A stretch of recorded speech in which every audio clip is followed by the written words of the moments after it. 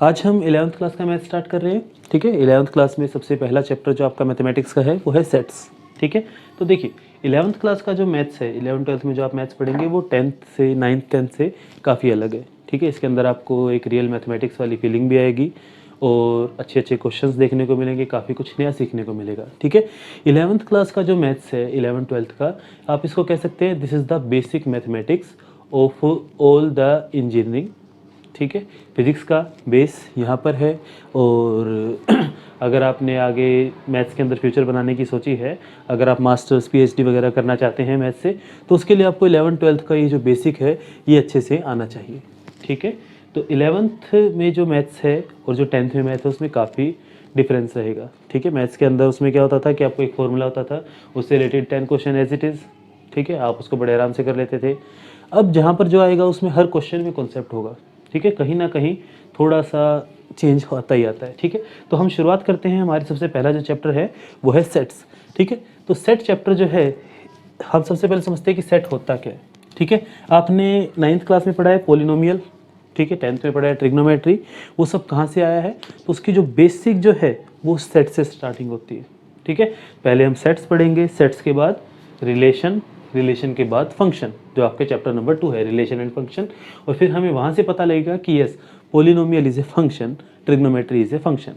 तो फंक्शन जो है वो रिलेशन में से निकल कर आता है और रिलेशन जो है वो सेट्स में से निकल कर आता है। तो बेसिक यहाँ पर सेट हुआ। तो सेट क्या होता है? It is a collection of data. Set is collection of data. लेकिन यहाँ पे हम सिर्फ डाटा नहीं कहेंगे, हम इसको कहेंगे वेल डिफाइंड डाटा। ठीक है, a well defined connection of data या a collection of well defined data या फिर ऑब्जेक्ट्स। ठीक है, आप इसको डाटा कह सकते हैं, ऑब्जेक्ट्स कह सकते हैं। ठीक है, वेल डिफाइंड, इस वर्ड के ऊपर आपको ध्यान देना है। ठीक है, जैसे आपको एग्जांपल अगर मैं कहता हूँ, मैं बोलता हूँ कि आपके स्टूडेंट्स जो है, students of 11th class, new session 2021। ठीक है, तो ये जो स्टूडेंट्स हैं आपकी क्लास में वो सब के सब फिक्स हैं, स्टूडेंट फिक्स हैं। ठीक है, वो एक वेल डिफाइंड डाटा है।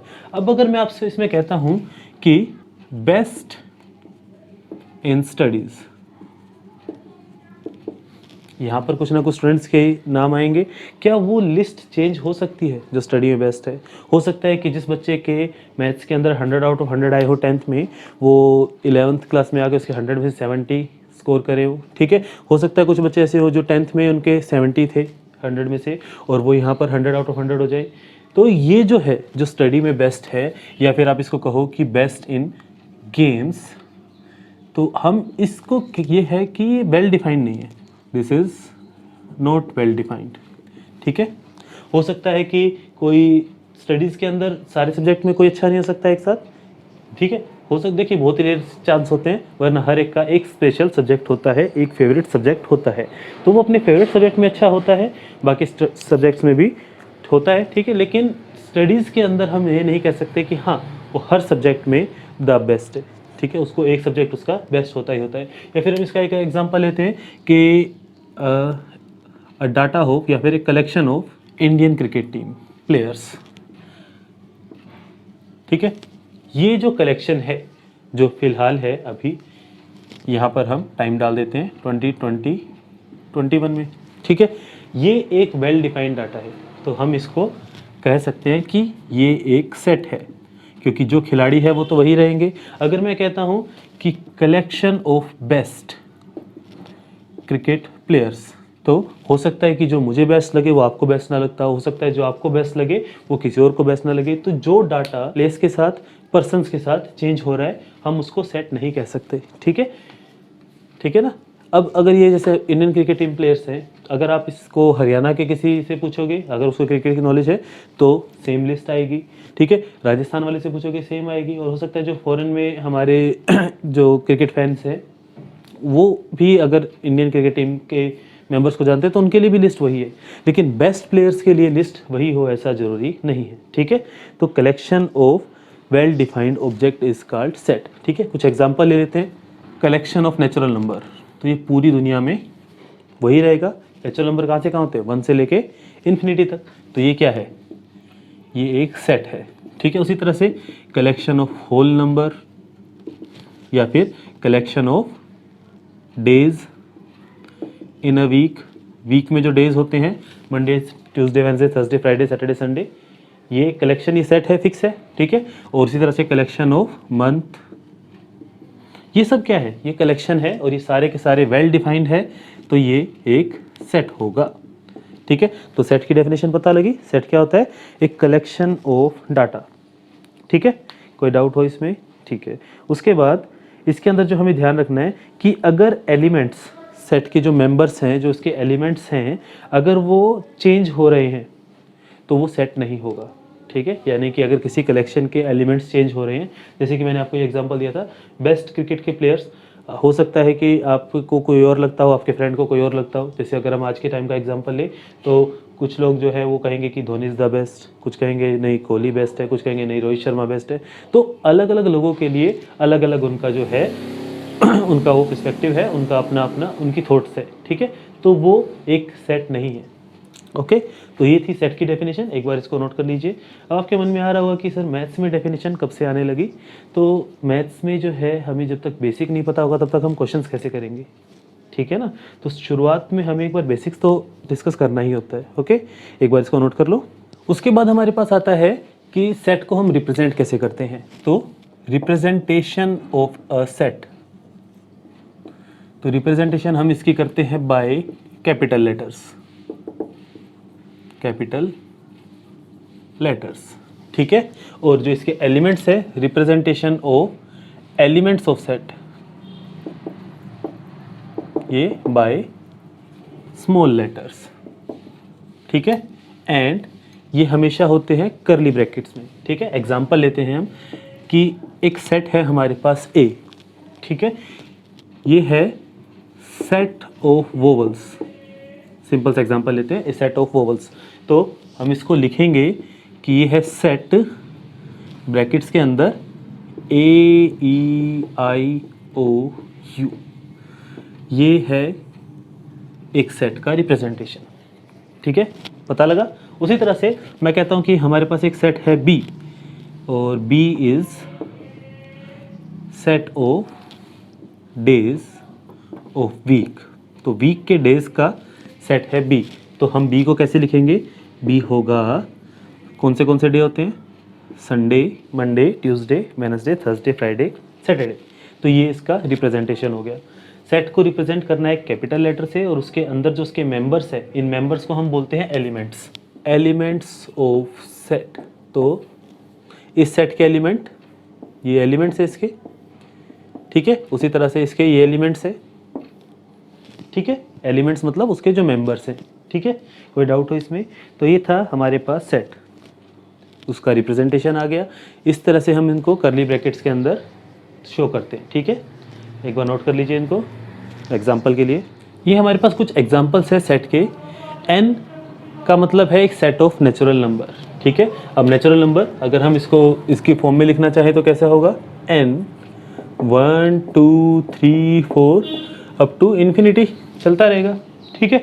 उसी तरह से z क्या है, z का रिप्रेजेंटेशन है, z का मतलब यहाँ पर है कि सेट ऑफ इंटीजर्स। उसी तरह से हमारे पास जो q है, q is a set of rational number. And उसके बाद है हमारे पास r है set of real number, i set of irrational number. Irrational number आपको याद है जो p/q में नहीं होते, ठीक है, √2 √3 नॉन टर्मिनेटिंग नॉन रिपीटिंग वाले, ठीक है। अच्छा जी, और उसके बाद हमारे पास C है a set of complex number. Complex number ये एक नई चीज़ है, ये आप सीखेंगे चैप्टर नंबर 5 आपका है 11th क्लास में, कॉम्प्लेक्स नंबर। उसमें हमारे पास इमेजिनरी नंबर आता है, रियल नंबर जिसमें रेशनल इरेशनल दोनों आते हैं। रेशनल नंबर होते थे p/q की फॉर्म में, ठीक है। तो ये हमारे पास थे सेट कुछ एग्जाम्पल्स। उसके बाद आता है हमारे पास टाइप्स ऑफ सेट, या फिर आप इसको कह सकते हैं on the basis of representation, on the basis of representation. तो हमारे पास होते हैं दो टाइप के सेट्स, ठीक है। एक होते हैं जिसके अंदर एलिमेंट्स होते हैं, तो हम इसको अपनी भाषा में लिखते हैं एलिमेंट्स वाले सेट एंड स्टेटमेंट वाले सेट, ठीक है। यानी कि इसका मतलब हुआ, ये हमने एक स्टेटमेंट लिखी है, तो ये स्टेटमेंट वाला सेट है और ये हमने एलिमेंट्स के फॉर्म में लिखा है, एलिमेंट वाला सेट। तो एलिमेंट्स वाले सेट को हम बोलते हैं रोस्टर फॉर्म, सेट की रोस्टर फॉर्म, या इसको हम बोलते हैं टेबुलर फॉर्म, ठीक है। और स्टेटमेंट वाले जो सेट होते हैं इसको हम बोलते हैं सेट बिल्डर फॉर्म, ठीक है, इसका नाम है सेट बिल्डर फॉर्म। ओके, तो ठीक है, इसके एग्जांपल देखते हैं हम एक और। देखिए, मान लीजिए, देखो सेट को रिप्रेजेंट करने के लिए हम क्या करते हैं, तो आंसर है कर्ली ब्रैकेट्स लगाते हैं और इसके बीच में एक स्टेटमेंट लिख देंगे तो सेट बिल्डर फॉर्म हो जाएगा, और एलिमेंट्स लिख देंगे तो रोस्टर फॉर्म हो जाएगा। एग्जांपल देखिए इसका, मैं आपको कहता हूं कि एक सेट है ए, ठीक है, उसमें एलिमेंट है एक्स, दो डॉट का मतलब such that x is a natural number less than 8, ठीक है। और एक मैं लेता हूं इसी सेट को 1 2 3 4, इसका कुछ और नाम दे देते हैं, मान लीजिए बी है, 5 6 7, ठीक है। तो ऊपर वाला है सेट बिल्डर फॉर्म स्टेटमेंट की फॉर्म में, नीचे वाला है रोस्टर फॉर्म जिसमें हम एलिमेंट्स यूज करते हैं। ओके, तो x such that x is a natural number less than 8। Natural number कहाँ से स्टार्ट होते हैं, 1 से। 8 से छोटा नंबर होना चाहिए, तो 1 से लेके 7 तक, 1 to 7 हमने लिख दिया। तो क्या मैं कह सकता हूँ ए और बी एक ही बात है, तो आंसर है यस, ये दोनों एक ही बात है। ये है इसकी set builder form, this is set builder form and this is roster form, ठीक है। Is this okay? तो इस तरह से हम सेट्स को दो उसमें डिवाइड कर देते हैं, ठीक है। एक बार इसको नोट कर लीजिए। चलिए अब हम कुछ एग्जांपल्स करते हैं। फर्स्ट क्वेश्चन है, आपको इन सबको रोस्टर फॉर्म में कन्वर्ट करना है, आपको इनको रोस्टर फॉर्म में कन्वर्ट करना है, ठीक है। ये आपके सामने क्वेश्चंस हैं और इनको ट्राई कीजिए एक बार। स्क्रीन को पॉज करो, 2 मिनट का टाइम लगाओ, हर क्वेश्चन के लिए 30 सेकेंड्स, बड़े आराम से हो जाएंगे। उसके बाद फिर हम आंसर मैच करते हैं, ठीक है। एक बार ट्राई कीजिए इनको। चलिए इसके आंसर देखिए। अब देखो, हमें इसको सेट बिल्डर फॉर्म से रोस्टर फॉर्म में कन्वर्ट करना है। तो कंडीशन क्या है, एक्स एक इंटीजर है। इंटीजर क्या होते हैं, माइनस वाले भी और प्लस वाले भी, और एक्स की वैल्यू 3 से तो बड़ी है और 7 से छोटी है। ये लिखा हुआ है ना, -3 से ग्रेटर देन। इसको अगर हम पढ़ेंगे तो ये इस तरह से -3x या फिर x इज ग्रेटर देन -3, और यहाँ पर है x इज लेस देन 7। तो ये कंडीशन गिवन है, तो इसका मतलब इसके मेंबर्स क्या हो जाएंगे, 3 से बड़ा होना चाहिए तो -2 -1 0 1 2 3 4 5 6, ये इसका आंसर आ गया, ठीक है। बताओ इसके अंदर कितने एलिमेंट्स हैं, तो काउंट करते हैं 1 2 3 4 5 6 7 8 9। तो इसके अंदर 9 एलिमेंट्स हैं। क्या यही आंसर है आपका, ठीक है। चलिए सेकंड क्वेश्चन देखिए एक बार। सेकंड क्वेश्चन में क्या है, x एक नेचुरल नंबर है जो 6 से कम है, तो आपने इसका क्या लिखा 1 2 3 4 5 6, ठीक है। इसमें कितने एलिमेंट है, 6 नहीं आएगा, लेस देन है 4 5, ओके, ठीक है।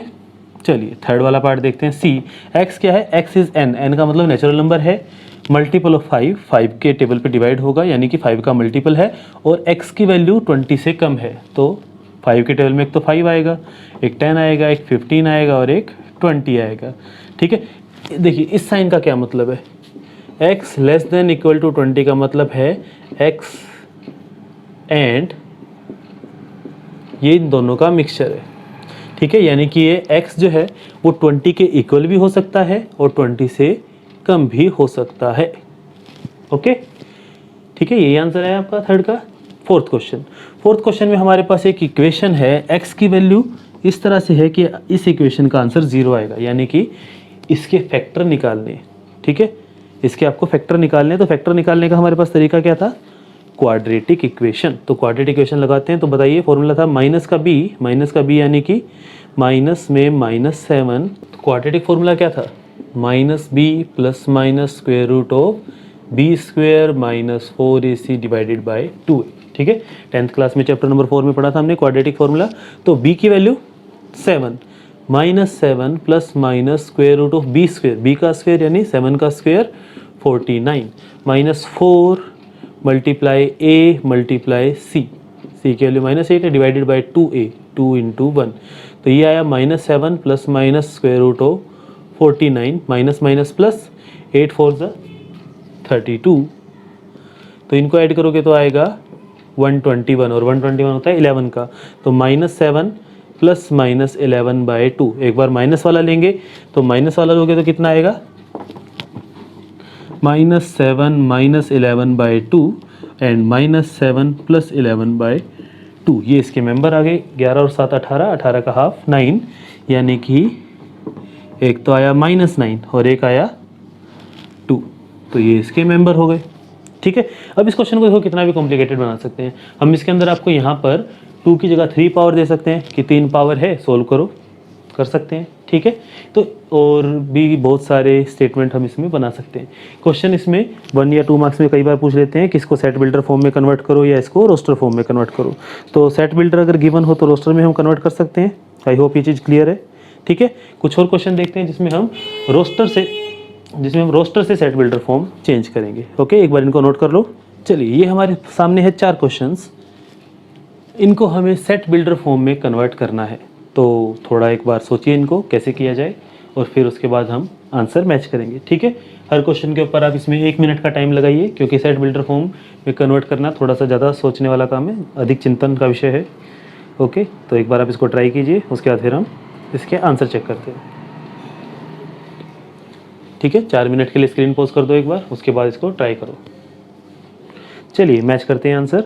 सबसे पहले हमारे पास 2 4 6 8 10 12 और उसके बाद ब्रैकेट लग गई। ठीक है, इसका मतलब आगे नहीं है, तो इसका मतलब हुआ ये 2 का टेबल चल रहा है।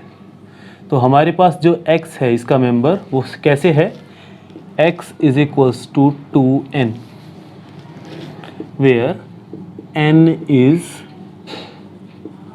नेचुरल नंबर एंड n की वैल्यू कहाँ से कहाँ तक है, इसकी वैल्यू है n की वैल्यू 1 से लेकर 6 तक। ठीक है, यही हुआ इसका, ध्यान से देखो एक बार। देखो कंडीशन अपनी सेटिस्फाई कर रही है। x इसका एलिमेंट है सच दैट, इस तरह से है कि x जो है वो 2 मल्टीप्लाई n है। ठीक है, 2 से मल्टीप्लाई करेंगे अगर हम n को, तो हमारे पास x की वैल्यू आएगी जहाँ पर n नेचुरल नंबर है। ठीक है, होल नंबर क्यों नहीं लिया, होल नंबर हम तब लेते हैं जब यहाँ पे 0 भी होता। ठीक है, एंड x की वैल्यू, n की वैल्यू 1 से बड़ी है या 1 के इक्वल है और 6 के इक्वल भी है। तो n की वैल्यू 1 2 3 4 5 6, ये 6 वैल्यूज़ हैं n की। तो n के लिए जब आप 1 रखोगे तो 2 आ जाएगा, n के लिए 2 रखोगे। इस तरह से हम इसको सेट बिल्डर फॉर्म में कन्वर्ट करते हैं। ठीक है, पता लगा कैसे हुआ। चलिए सेकंड क्वेश्चन ट्राई कीजिए एक बार अब। ठीक है, इसका देखो आंसर कैसे करेंगे बी वाले का। देखो बी में क्या है, सबसे पहले है 2 फिर 3, इन दोनों के बीच में डिफरेंस है 1, इन दोनों के बीच में डिफरेंस है 2, इन दोनों के बीच में फिर 2 और इन दोनों के बीच में डिफरेंस 4। तो डिफरेंस वाले रूल से तो नहीं होगा। ठीक है, और ये सारे के सारे ओड नंबर भी नहीं है क्योंकि यहाँ पे 2 आ गया। ठीक है, तो ये सारे के सारे मुझे प्राइम नंबर्स दिख रहे हैं। ठीक है, 1 एक प्राइम नंबर नहीं होता, आपको पता है, 1 is neither prime nor composite. तो 2 एक प्राइम नंबर है, 3 भी प्राइम नंबर है, 5 भी प्राइम नंबर है, 7 भी प्राइम है और 11 भी प्राइम है। तो हम इसमें क्या लिखेंगे, x such that x is a prime number. ठीक है, ये इसका आंसर आ गया।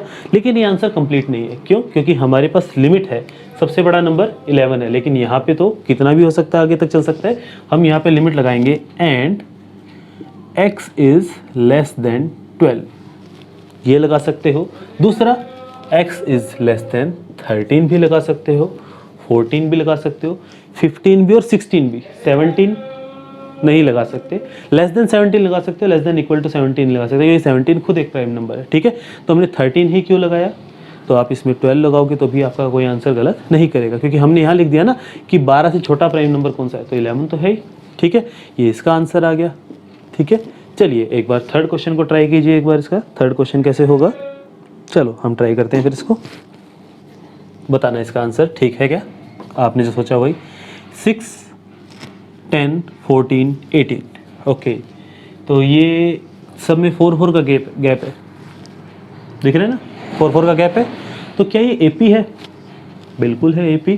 तो हम इसको क्या लिख सकते हैं, सी में x such that x is equals to, A P की जनरल टर्म कैसे निकालते थे हम, आपको याद है ए पी की जनरल टर्म कैसे निकालते थे, a n is equals to a plus n minus one into d. A की वैल्यू कितनी है 6 plus n minus one, n तो एन रहेगा, n minus one into d, d की वैल्यू है 4, 6 plus 4n minus 4, 2 plus 4n या फिर 4n plus 2। तो क्या मैं लिख सकता हूँ x is equals to 4n plus 2, ठीक है, एंड n की वैल्यू 1 2 3 4, n की वैल्यू होगी, कैसे लिखें इसको, n की वैल्यू 1 से लेके 4 के बीच में हो सकती है और n इज नेचुरल नंबर, ठीक है। ये देखिए, ये जो मैंने अजीब सा ई बनाया है इसको बोलते हैं बिलोंग्स टू, ठीक है। एक तो हम ई ऐसे बनाते हैं अल्फ़ाबेट, ये एप्सिलॉन का साइन होता है, मैथमेटिक्स में इसको हम यूज़ करते हैं बिलोंग्स टू, ठीक है। आपको क्या करना है, सी बनाना है और उसके बाद फिर इसको यहाँ से लगा देना, ठीक है। इस साइन का मतलब है बिलोंग्स टू, ठीक है ना, तो नेचुरल नंबर से बिलोंग करता है, ओके। इस तरह से हम इस क्वेश्चन को करेंगे, ठीक है। तो सेट बिल्डर फॉर्म में बनाना थोड़ा सा सोचना आपको इसमें पड़ेगा कि इसमें एपी है या जीपी है, जीपी वाले जब हम क्वेश्चन करेंगे तो आपको उस चीज़ में और क्लियरिटी आएगी, ओके। चलिए फोर्थ क्वेश्चन कैसे करें, चलो मैच करना आंसर इसके साथ क्या आएगा, इसका आंसर क्या आएगा 1/2, फिर 2 इधर, 3 इधर, 3 इधर, 4 4 5, यानी कि न्यूमरेटर को हम एक एक इंक्रीज कर रहे हैं और डिनोमिनेटर को भी 1 से इंक्रीज कर रहे हैं। तो क्या मैं कह सकता हूँ कि x such that x is equals to, ऊपर वाले को अगर मैं मान लेता हूँ p, तो नीचे वाला क्या हो जाएगा p प्लस 1 हो जाएगा, ठीक है। या फिर आप ऊपर वाले को मान लो n, तो नीचे वाला n प्लस 1 हो जाएगा, वेयर n कहाँ पे है, नेचुरल नंबर से है, ठीक है। n belongs to natural number and n की वैल्यू कहाँ से कहाँ तक है, सबसे बड़ी वैल्यू है 1 और सबसे उसके बाद है 7, एंड n की वैल्यू आएगी 1 से 7। अब इसको ध्यान से देखना, अगर मैं n की वैल्यू 7 रखता हूँ तो 7/8 हो जाएगा, लेकिन यहाँ तो 7/8 है ही नहीं, तो यहाँ पर 6, ओके, ठीक है। तो ये थे हमारे पास रोस्टर और सेट बिल्डर फॉर्म में कैसे कन्वर्ट करना है। आप इन क्वेश्चंस की थोड़ी और प्रैक्टिस करो, ठीक है, जिससे आपको ये अच्छे से क्लियर हो जाएंगे। एक बार इनको नोट कर लीजिए। हमने अभी तक जो भी सीखा है इसमें सेट के अंदर, set roster form, set builder form कि ये सेट है या नहीं है, तो उसके बेस पर आप चैप्टर नंबर 1 का की एक्सरसाइज 1.1 बड़े आराम से सॉल्व कर सकते हो, ठीक है। अब इसके अंदर जो एक छोटी सी चीज़ और है जो मुझे आपको बतानी है 1.1 में, जो सोल्व करने के लिए आपको ज़रूरत पड़ेगी, वो है सबसेट, या फिर जो उसके सबसेट होते हैं उसके बारे में हमें बात करनी है। तो चलिए उसके बारे में थोड़ी सी बात कर लेते हैं। उससे पहले एक चीज़ और इसमें है, जो सेट है इसमें आपको एक चीज़ ध्यान रखनी है, इसमें है वो कि नो रिपीटिशन ऑफ एलिमेंट्स, आपको एलिमेंट्स को रिपीट नहीं करना, ठीक है। जैसे कि अगर मैं आपको कहता हूँ कि एग्जाम्पल लेते हैं, हमारे पास वर्ड है मैथमेटिक्स, तो आपसे पूछा जाए कि एक सेट बनाओ जिसमें मैथमेटिक्स के अल्फ़ाबेट आते हो, ठीक है, जो अल्फ़ाबेट हमने मैथ्स में यूज़ किए हैं, मैथमेटिक्स वर्ड में यूज़ किए हैं, उसका एक सेट बनाओ। तो उसका सेट क्या होगा, M A T H E। M हम पहले यूज़ कर चुके हैं तो नहीं लिखेंगे दोबारा, A भी पहले यूज़ कर चुके हैं तो नहीं लिखेंगे, T फिर से यूज़ हो रहा है, I C S, तो ये इसका आंसर होगा, ठीक है। इसमें रिपीट नहीं करना होता, ठीक है ना। दूसरी बात, ऑर्डर डज नॉट मैटर, ठीक है। ऑर्डर डज नॉट मैटर का मतलब है आप इनको आगे पीछे लिख सकते हो, ठीक है। यानी कि एक सेट है A और एक सेट है B A, ओके। जैसे हमारे पास ये है, मैंने इसको पहले तो इसके अकॉर्डिंग लिखा और फिर मैंने इसको अल्फ़ाबेटिकल ऑर्डर में लिखा, तो A and B are equal, ठीक है, क्योंकि सारे के सारे एलिमेंट सेम है, ठीक है ना। तो ऑर्डर मैटर नहीं करता, पहली चीज़।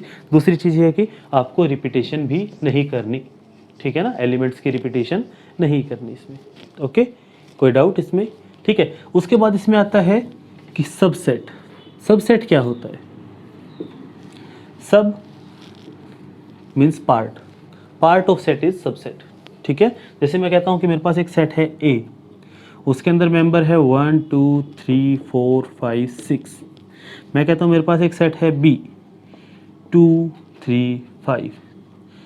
तो ए के पास ज़्यादा एलिमेंट है, बी के पास कम एलिमेंट है। बी के जितने भी एलिमेंट्स है क्या वो ए के अंदर आ रहे हैं? क्या बी के पास 2 है, ए के पास भी है, बी के पास 3, ए के पास भी 5 भी, ठीक है। तो मैं इसमें कह सकता हूँ कि बी इज़ सबसेट ऑफ ए, ठीक है। और इसका सिंबल होता है सी। अजीब सा सी बनाना है आपको। अजीब सा सी का मतलब है इस तरह से, ठीक है ना। सी को पकड़ के खींचना है थोड़ा सा, ओके। तो हम इसको रिप्रेजेंट कैसे करेंगे? बी इज सबसेट ऑफ ए, ठीक है।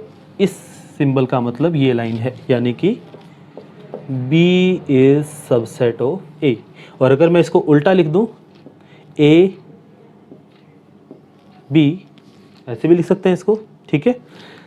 उसको हम बोलते हैं ए इज सुपरसेट ऑफ बी। ए बड़ा है, बी छोटा है, ओके। तो इस तरह से हम सेट के सबसेट्स भी निकालते हैं। एक छोटा सा एग्जांपल लेते हैं। मैं कहता हूं कि मेरे पास एक सेट है ए, वो है अल्फ़ाबेट्स, ऑल अल्फ़ाबेट्स, ठीक है, ठीक है। दूसरा सेट मैं लेता हूं, मान लीजिए आपका नाम ले लिया मैंने, ठीक है, या खुद का नाम ले लिया मैंने, खुद का नाम भी चूज़ कर सकते हैं। और एक मैं ले लेता हूं वोवल्स, ठीक है, ओके। एक मैं ले लेता हूं सेट, ठीक है। तो इसमें सारे के सारे अल्फ़ाबेट लिखे हुए हैं, ABCDEFGHIJKLMNOPQRSTUVWXYZ, A to Z सब लिखे हुए हैं। क्या मैं कह सकता हूँ कि D जो है A का सबसेट है? यस और नो? तो आंसर है यस, क्योंकि जो लेटर इसमें है वो उसमें तो होंगे ही होंगे। क्या मैं कह सकता हूँ कि B भी A का सबसेट है? आंसर है यस। क्या C भी A का सबसेट है? आंसर है यस, ओके। तो इस तरह से हम सबसेट को निकालते हैं। Clear?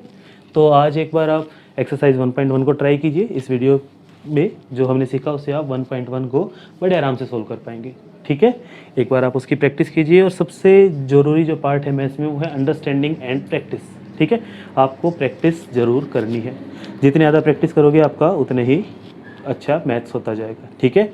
Maths is not about luck, it about practice, ठीक है। जितनी ज़्यादा प्रैक्टिस करेंगे उतने ज़्यादा आप मैथ्स में लकी होते जाएंगे, ओके। तो इसको नोट कर लीजिए एक बार। Thank you.